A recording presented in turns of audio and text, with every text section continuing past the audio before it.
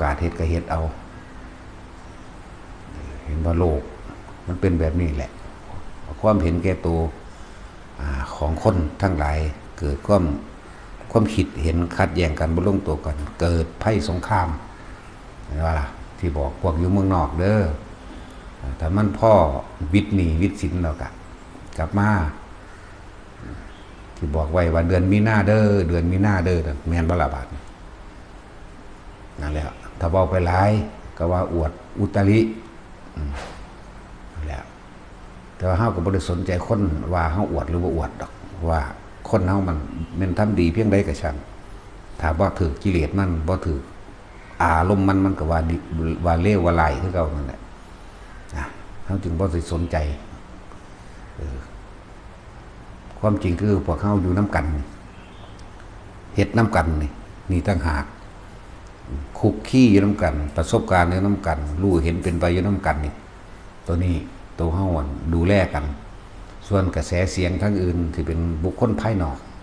แม่นยกย่องสรรเสริญมาก็แค่นั้นแหละเขาบ่ได้อยู่น้ำเฮาแม่นบ่แม่นด่ามาก็แค่นั้นแหละเขาบ่ได้หูมาเห็น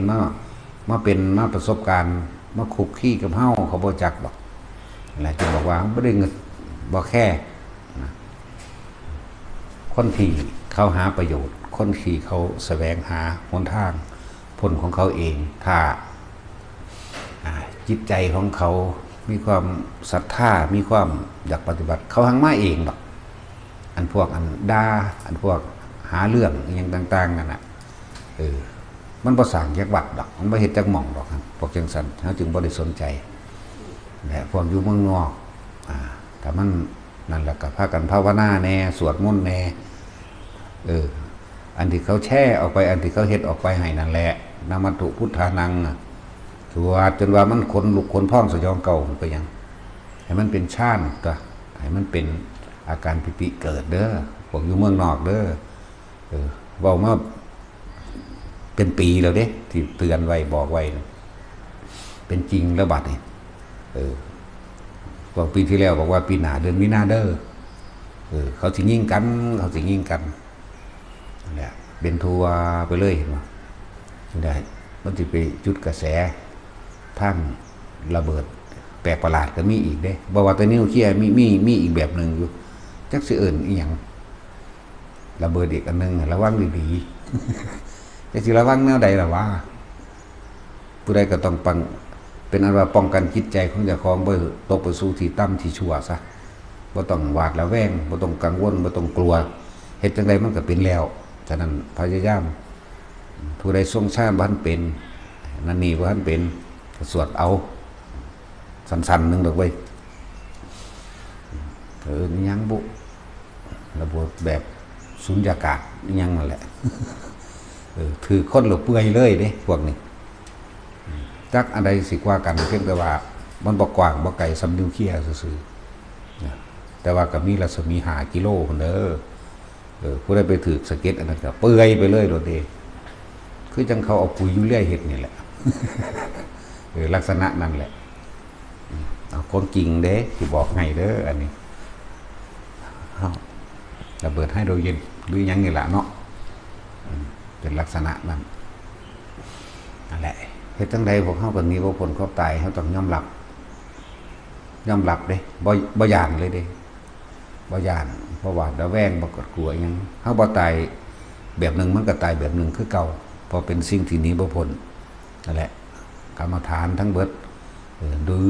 การใส่ปัญญาในการซอยกรรมฐานในการซอยสติปัฏฐานก็ต้องมีการพิจารณาความตายเป็นเครื่องเตือนสติเป็นเครื่องยับยั้งอารมณ์เพิ่นเอิ้นว่ามรณานุสติอยู่ติดกันนั่นแหละกับอุปสมานุสติหมายถึงนึกถึงพระนิพพานเป็นอารมณ์นึกถึงพระนิพพานหมายถึงว่าเฮาก็เอาตัวนี้มาเครื่องเตือนตัวเองนึกถึงความตายเอาไว้มั่งบางทีมีหยังเกิดมาหากินซ้ำตายเกิดมาหากินเพียงแค่รอวันตายเท่านั้นรวยก็รวยไปตายจนก็จนไปตายแต่ว่าคำว่าจนกับรวยนี่บ่ได้เกี่ยวกับว่าสุขกับทุกข์เด้คนรวยแต่พ่อรู้จักแบ่งปันรู้จักสร้างประโยชน์ต่อผู้อื่น จังสิก็มีความสุขคนจนคนบ่มีเงินบ่มีอหย่างมากถ้ารู้จักที่อยู่ของใจก็มีความสุขได้รู้จักพ่อเหมือนกันหรือรู้จักพอเพียงหรือในสิ่งที่ตัวเองมีไหมยินดีในที่ตัวเองหาได้บ่ไปปนจี้บ่ไปลักขโมยจังซี่แหมอยู่โดยอัตภาพของตนจิตใจบ่ดิ่นบ่ล้นก็เป็นความสุขเหมือนกันนั่นแหละจังว่าด้วยหรือจนนั่นคำว่าสุขกับทุกข์ถ้าเฮาเข้าใจธรรมะแล้วมันสิคนละแบบกันธรรมะนี่สุขคือสุขใจทุกข์ก็คือทุกข์ใจส่วนทางโลกิยะคำว่าทุกข์นี่คือบ่มีเงินบ่มีทองบ่ร่ำรวยเหมือนเขา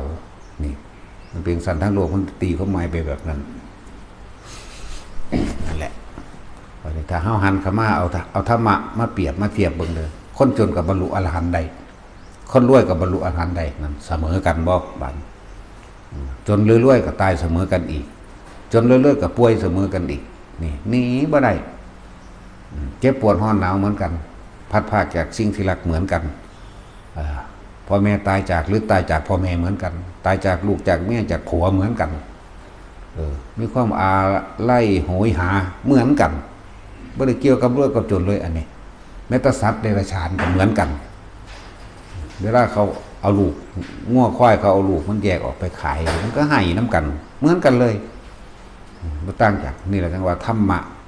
เป็นเรื่องความจริงของโลกเกิดแล้วก็ต้องแก่เกิดแล้วนี่เดินทางเข้าสู่ความแก่ความชราความเจ็บความปวดความป่วยความผัดผากจากบุคคลที่เฮาหักความผัดผากหรือบุคคลที่เฮาหักกับผัดผากจากเฮาเองสุดท้ายตายเสมอกันบ่ว่าคนบ่ว่าสัตว์อันเดียวกันเหมือนกันเฮาบ่แยกเลยที่พระพุทธเจ้าเพิ่นว่าสัตว์ทั้งหลายกับพวกเฮานี่แหละอันเดียวกันนี่แหละ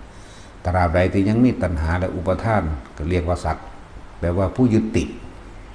ผู้เกี่ยวข้องผู้ยังข้องเกี่ยวอยู่กับอารมณ์ในความยินดีพอใจเริ่มยึดติดกับคนยึดติดกับสัตว์ยึดติดกับสิ่งของรวมแล้วก็จุดที่อารมณ์ความพอใจและบ่พอใจนั่นแหละสัตว์ก็เลยอยู่ตัวนี้เราโดยให้ทุกคนเข้าใจง่ายๆฉะนั้นขึ้นชื่อว่าเกิดก็ขึ้นชื่อว่าทุกข์บัดซุหม่องนั่นแหละประเทศเท่านั้นยังดีเด้ทั้งมีพระมหากษัตริย์เป็นที่พึ่งทั้งมีพระพุทธศาสนาเป็นทางออกของความทุกข์เป็นทางออกของทุกข์เป็นทางออกของวัฏฏะสงสารเป็นทางออกจากการเกิดเลยเด้ประเทศอื่นๆนั่นน่ะยังว่านั่นแหละคำว่าศาสนามีอิทธิพลอย่างยิ่งเลยความเชื่อศาสนาแห่งความเชื่อศาสนาเทวนิยมศาสนามีผู้อื่นสั่งมีผู้อื่นดลบันดาลแต่พุทธะนี่เป็นหนทางที่รู้แจ้งเห็นจริงตามความเป็นจริงเป็นหนทางเป็นศาสนาที่ต้องพิสูจน์ด้วยตนเองบ่ได้ล่อผู้ใดมาประทานพรอีหยังให้บ่ได้ล่อผู้ใดมาดลบันดาลอีหยังให้ตนต้องเป็นที่พึ่งของตนตัวเองเฮ็ดกรรมอันใดไว้ตัวเองก็ต้องรับตัวเองมาเกิดเองตัวเองก็ต้องบ่เกิดเองได้ของผู้อื่นแล้วถ้าเขาสิดลบันดาลนั่นเป็นความเชื่อไม่ใช่ความจริงเด้น่ะแล้วเฮาเบิ่งสงครามว่าสิเป็นรัสเซียยูเครนอิรักคูเวตอิหร่านโอ้ยตลอดเลยบัดนี้มันสิใหญ่ขึ้นนะใหญ่ขึ้นแต่ว่ามีหน้านี่แหละนี่บ่ทันได้ฮอดมีหน้าคักซ้ำเนาะเริ่มเอากันแล้วนะมีหน้านี่แหละเรื่องนิวเคลียร์ก็เลยหรือระเบิดอีหยังแปลกๆนะเว้าตามฝันดอกจังแม่นอีหยังมันเบิ่มลงคนบักหลายๆนี่เปื่อยออกเลยแม่เป็นโตคนนี่เปื่อยสลายออกไปตามฝุ่นควันมันไงไปแม่ฝุ่นควันมันปลิวไปถือคนพวกนั้นแม่เปื่อยไปเป็นหนังเปื่อยเหลือแต่กระดูกแล้วก็กระดูกก็เปื่อยก็สุดลงแม่ตามฝันบอกตามฝันเสือกระสร้างบ่เสือกระตามส่วนคนที่ได้ยินฟังทำอยู่เรื่อยๆกับพิจารณาเอาจริงหรือว่าจริงประสบการณ์ตัวเองก็หูมาเห็นมาอยู่เพราะว่าเฮาใส่ใจตัวเองจักบ่ล่ะ ส่วนบุคคลที่บ่ฮู้จักธรรมะนี่ก็คือไปใส่ใจผู้อื่นใส่ใจนี่ใส่ใจจับผิดจับถูกอันนั้นถูกอันนี้ผิดหาแตะผิดหาแตะถูกดอกพวกนั้นผิดกฎหมายถูกกฎหมายจังสั่นจังสี่มีเบิดส่วนคนที่มีธรรมะก็คือคนที่หันเข้ามาเบิ่งอารมณ์ความรู้สึกของเจ้าของเขายังยึดมั่นถือมั่นสิ่งใดอยู่แล้วเขาก็สิยอมรับความตายของแต่จังว่าพวกเขามันเป็นอย่างที่ถือว่าเป็นบุญแล้วล่ะพวกเขาเอาบุญมาเกิดแล้วก็เฮ็ดให้มันเกิดเป็นหมากเป็นผลนั่นแหละเว้ยเกิดมาก็เพราะว่ามีบุญนั่นแหละมีความสงบเกิดมาในสถานที่ประเทศที่สงบกว่าหมู่ก็คือประเทศไทยนี่เด้ผู้อื่นเขาฆ่ากันบ่ธรรมดาเด้เพียงแต่เฮาบ่รู้ซื่อๆเขมรในเขมรเขาฆ่ากันตะกี้ธรรมดาว่า3-4 ล้านหรือ10 กว่าล้านพุ่นเด้ในช่วงพศ11นะพศ2000เท่าใดล่ะ493มื้อนี้แหละประมาณนั้นแหละมันว่าแม่นเรื่องไกลๆเด้ใกล้เฮานี่พม่าก็นำกันเฉพาะจังซั่นเห็นบ่นะไปถึงต่างประเทศกับต่างประเทศบัดนี้อาวุธลายแรงอาวุธมันลายแรงนะแต่ว่าพวกเฮานั่นน่ะพยายามอยู่กับธรรมนั่นแหละอยู่กับความรู้สึกในตนเองวิธีฝึกหัดปฏิบัติเฮาก็เป็นของง่ายๆสามารถเฮ็ดให้เกิดขึ้นได้ภาวนาแปลว่าทำให้เกิดขึ้นได้ความรู้สึกตัวนั่นเองอยู่กับความรู้สึกตัวนั่นเถอะบ่มีหยังเหนือไปนี่ดอกอาศัยลมหายใจเป็นกายในกายอันหนึ่งอาศัยเวทนาในเวทนาคือความรู้สึกตัวอันเป็นอุเบกขานั่นเองอาศัยจิตในจิตก็คือสติกำกับความคิดเจ้าของเองจะให้มันไปอยู่กับผู้อื่นจะไปมีความรู้สึกอยู่กับผู้อื่นคำว่าจิตมีที่ตั้งมันจะไปคิดมันไปตั้งอยู่หมายถึงมันคิดถึงคนนั้นสัตว์นั้นสิ่งของนั้นบ้านนั้นเลื่อนหลังนั้นเรื่องเล่านั้นแต่ก็ปรุงแต่งไปนี่เรียกว่าอยู่กับผู้อื่นความพอใจบ่พอใจไปเกิดกับคนนั้นที่เขาคิดถึงไปเกิดกับบ้านนั้นสัตว์นั้นนี่แหละกลับขึ้นมาอยู่ในตัวเองความรู้สึกตัวเป็นของง่ายๆเนึงมาฝึกเอา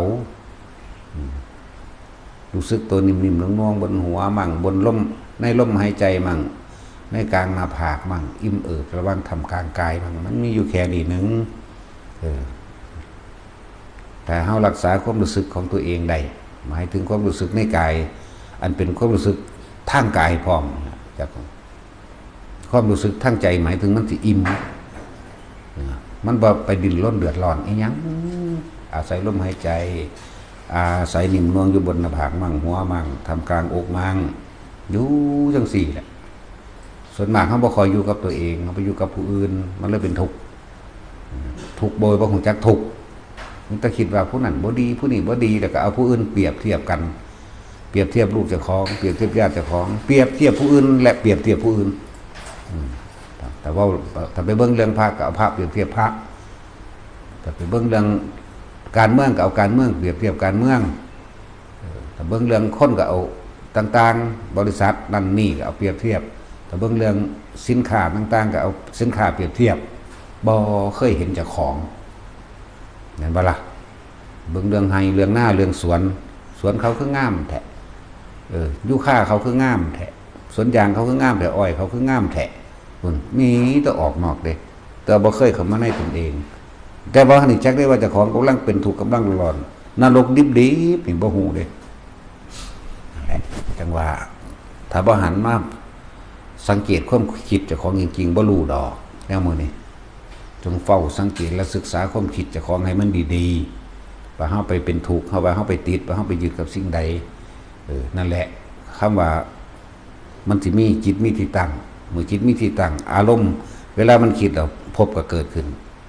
พบนั่นจึงเป็นดุจดังพื้นนาส่วนจิตเป็นดุจดังเมล็ดพืช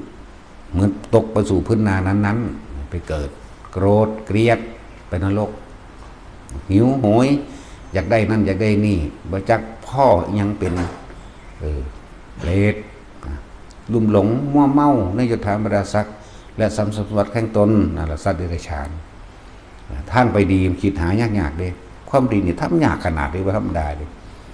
การทำดีกันได้ช่วยเหลือบุคคลผู้อื่นโดยบ่หวังสิ่งใดตอบแทนนี่มันเป็นของธรรมดา เขาสิคิดถึงท่านโดยจิตใจอิ่มเบิกบานนี่หายากท่านผ่าท่านบาทท่านอาหารใส่บาทต่างๆในวัตถุท่านมื้อนี้สิคิดถึงบทสวดมนต์บทนั้นบทนี้โบ้ยคิดยากเหมือนกันน้อยนักน้อยหนาเด้สิคิดถึง